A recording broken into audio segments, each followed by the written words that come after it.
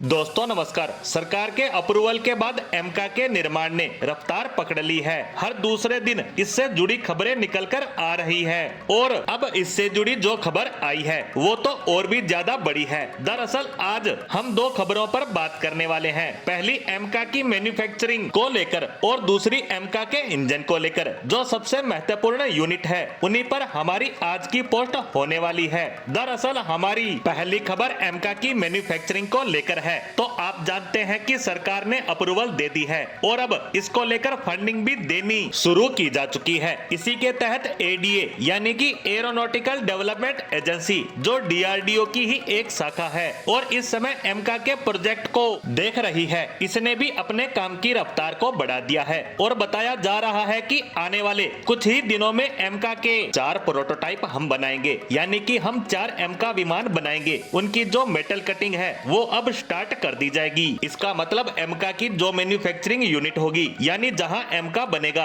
वहां पर ऑफिशियली तरीके से एमका के पहले प्रोटोटाइप का निर्माण शुरू हो जाएगा। लेकिन इसी के साथ एक दूसरी खबर भी निकलकर सामने आई है जो एमका के इंजन को लेकर है। जैसा कि आप सब जानते हैं कि एमका में जो शुरुआती विमान होंगे इनमें पहले 4 जिनसे हम टेस्टिंग करेंगे, इसके अलावा 36 और बनेंगे जो वायुसेना के लिए होंगे, यानी टोटल 40 लड़ाकू विमान। इन सभी में अमेरिका का F414 इंजन लगा होगा और इस पर भारत और अमेरिका की सहमति भी बन चुकी है। और सबसे शानदार बात, इसी साल जून के महीने में भारत और यूएस इस पर एग्रीमेंट साइन कर लेंगे। इस एग्रीमेंट की बात करें तो इसकी खासियत ये होगी कि अमेरिका ये इंजन भारत में ही मैन्युफैक्चरिंग करेगा और इसके लिए भारत के अंदर ही स्पेशल यूनिट यानी फैक्ट्री लगाई जाएगी। ये भारत के लिए बहुत बड़ी उपलब्धि है। भारत इससे टेक्नोलॉजी ट्रांसफर भी चाहता है, यानी अमेरिका का F414 इंजन बहुत अच्छा इंजन है। अगर इसकी टेक्नोलॉजी हमें मिल जाती है तो हम इसे लोकली प्रोड्यूस कर सकते हैं, खुद बना सकते हैं। इसके अलावा शुरुआती 40 एमका के बाद जो बाकी के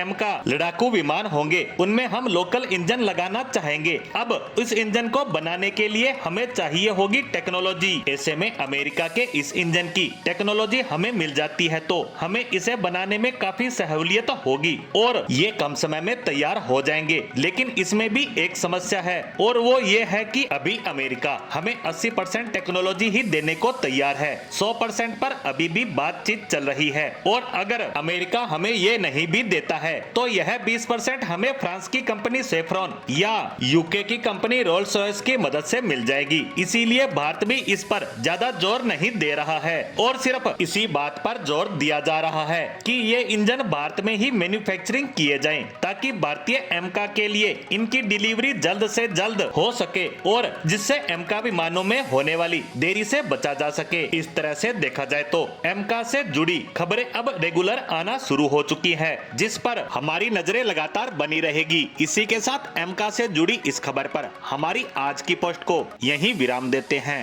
धन्यवाद।